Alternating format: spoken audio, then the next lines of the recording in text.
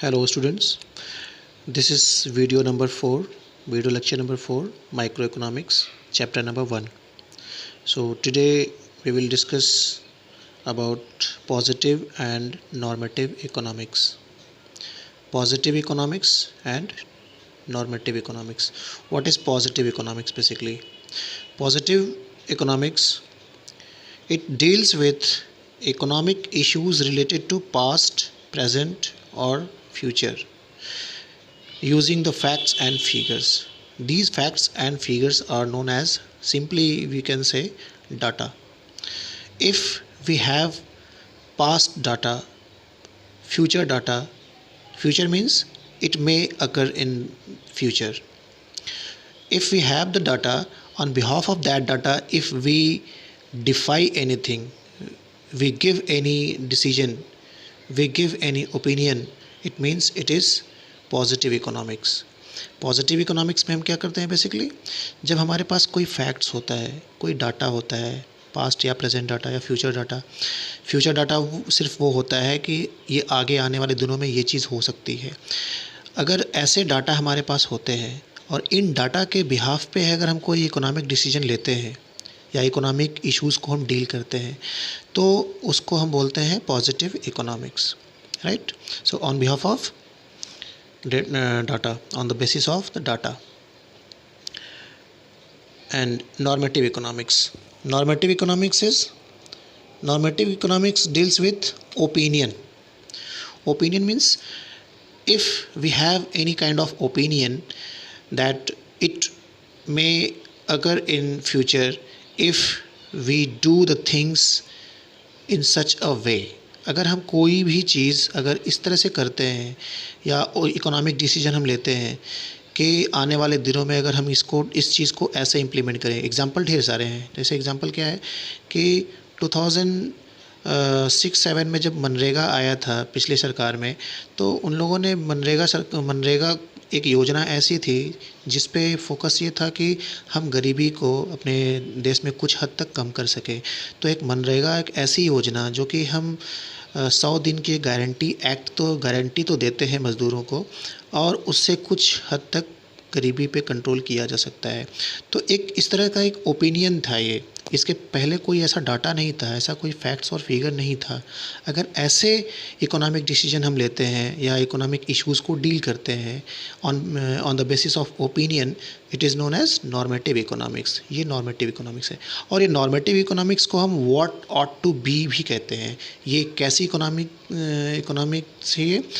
What ought to be यानी क्या होना चाहिए.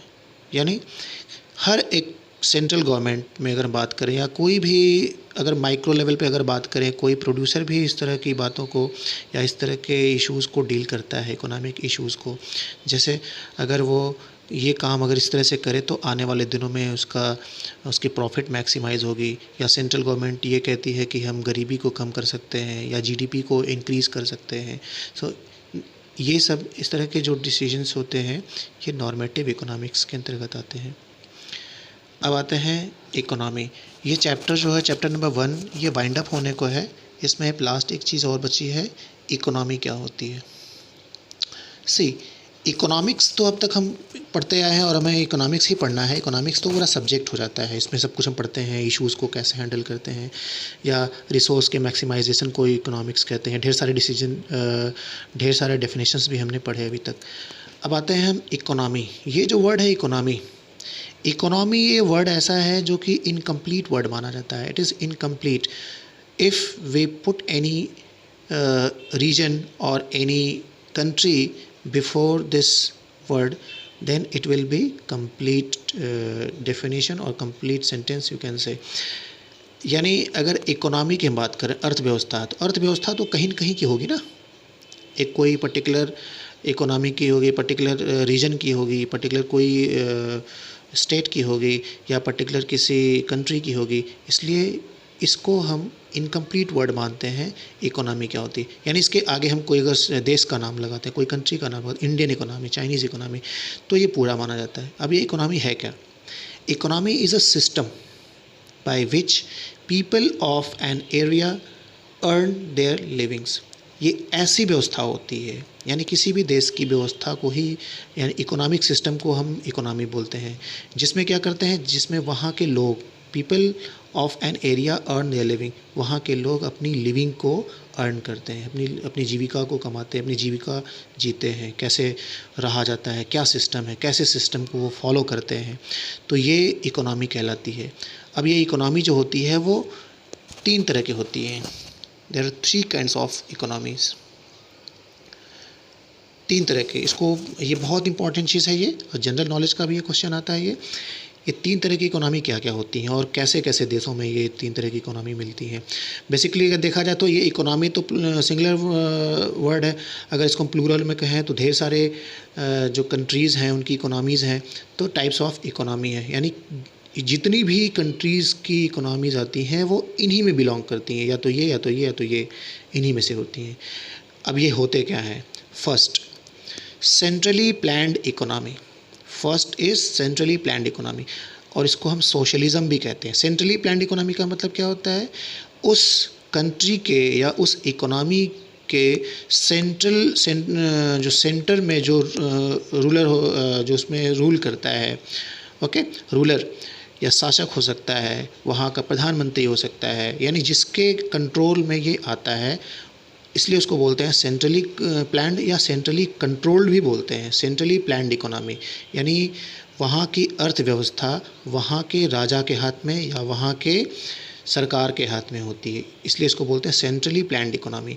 और इस व्यवस्था को सोशलिज्म भी कहते हैं। हिंदी में अगर देखा जाए तो इसको समाजवाद भी कहते हैं। इसका एग्जाम्पल चाइना में है, यानी चाइना में जो कुछ भी डिसीजन लिया जाता है, ये सारे डिसीजंस जो होते हैं वहाँ की सरकार लेती है, इसलिए इसको सेंट्रली प्लान्ड इकोनॉमी कहते हैं। Third, free economy. Free economy क्या होती है?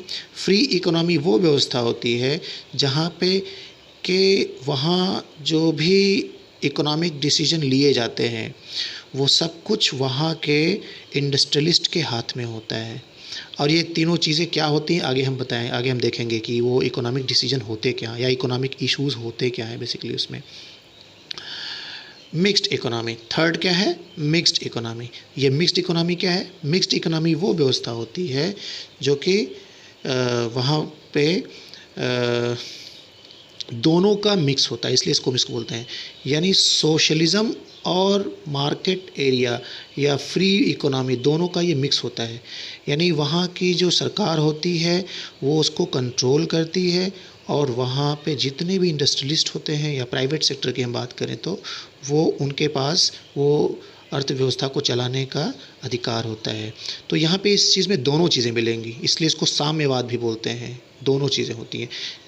Country like India, in our country this is mixed economic system where central government just controls after all the decision what are taken in the economics, and industrialist or capitalist have the right to take their decision in economics या business में जो कुछ भी decision लेना होता है, यानी क्या बनाना है क्या नहीं बनाना है, वो सब कुछ व्यवस्था जो होती है वो यहाँ के कैपिटलिस्ट को भी दिया जाता है। लेकिन नियम और कानून जो है वो सेंट्रल गवर्नमेंट बनाती है या स्टेट गवर्नमेंट भी बनाती है, उसको फॉलो करते हुए ये सारी व्यवस्था को देखना पड़ता है, इसलिए इसको हम मिक्स्ड इकोनॉमी भी बोलते हैं। तो students, this is all about first chapter and first chapter gets over here. Next chapter हम अगले वीडियो में स्टार्ट करेंगे, chapter number 2 microeconomics. Thank you.